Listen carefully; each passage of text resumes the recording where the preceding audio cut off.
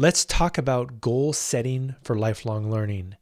This is one of the most important aspects of studying for the exam and learning new knowledge later.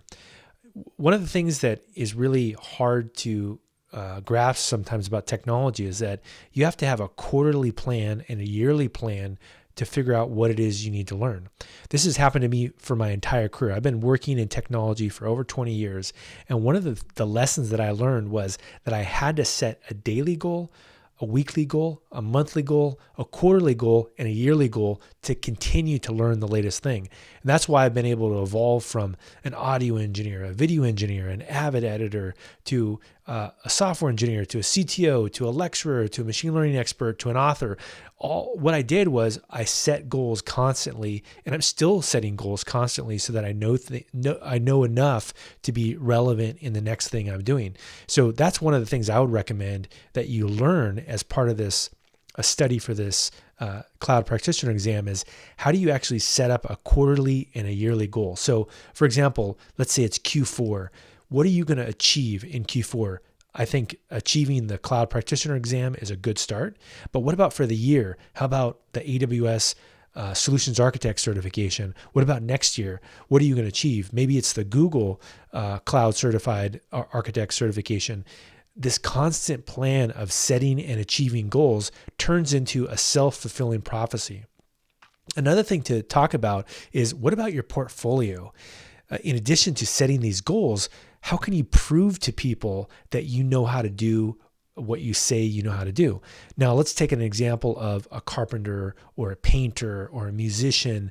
Are you going to hire one of those people to do something for you if they can't show you that they know how to do it? Let's take a musician. Let's say you wanted to hire them for creating a soundtrack for your wedding or for your son's graduation. Wouldn't you want to listen to what they did first? The same thing applies to cloud computing. You need to have a way of demonstrating what you know. A really easy way for something like Cloud Practitioner is to build a very simple website. And we're going to do that in this course. I'm going to show you 3 different ways, in fact, to build a website. So this is something to keep in your mind. Every time you achieve the next level of technology or next level up in what you can do in terms of cloud computing, you need to have a proof point beyond just the certification that proves that you can actually do it. Now let's talk about knowledge. What's one of the things that you can never take away from somebody? It's knowledge. And how do you prove your knowledge? You prove your knowledge, certifications, degrees, portfolios. So this is just something to keep in mind as well, is that there's lots of ways that people can have things taken away. You move to a country potentially, and they take away your ability to do something, or you have different rules in a different setting. They can take away maybe your privileges or your freedom of speech, but they can't take away what you know.